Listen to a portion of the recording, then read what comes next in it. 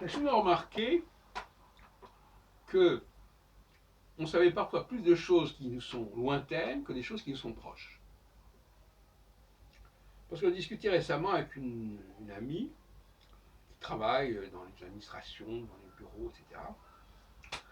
Et un jour, je lui demande, mais est-ce que vous êtes cadre? Elle dit, moi, je ne suis pas cadre. Euh, je lui demande, mais qu'est-ce que c'est qu'un cadre et comment est-ce qu'on devient cadre? Elle n'en savait strictement rien. Elle constatait qu'il y avait des gens qui étaient cadres, qui encadraient, qui ne payaient pas les mêmes cotisations, je ne sais pas quoi, mais elle ne connaissait pas le processus permettant de devenir cadre. C'est-à-dire qu'en fait, elle ne connaissait pas un certain nombre d'informations qui étaient comme liées quelque part à son parcours professionnel.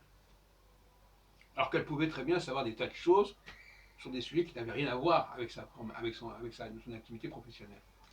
Et souvent, c'est ce qui se passe.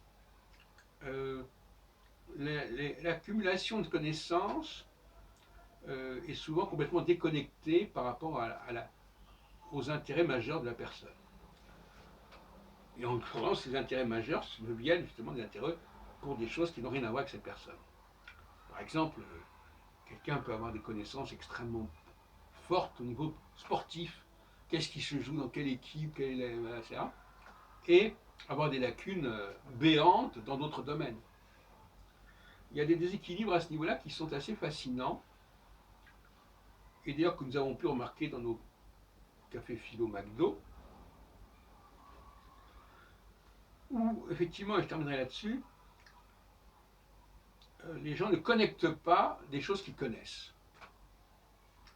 Ils savent ceci, ils savent cela, mais ils ne font pas de rapprochement. Et même par exemple, le cas amusant, c'est quelqu'un qui connaît à la fois l'anglais et le français, qui ne connecte pas le fait qu'il y a des mots français en anglais, par exemple, ou qui n'a pas réfléchi sur la similitude entre les deux.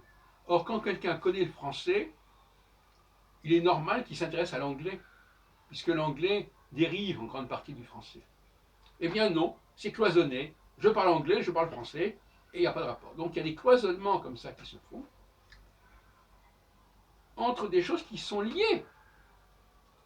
Alors que quand il n'y a pas de cloisonnement, c'est paradoxalement avec des choses qui ne sont pas liées.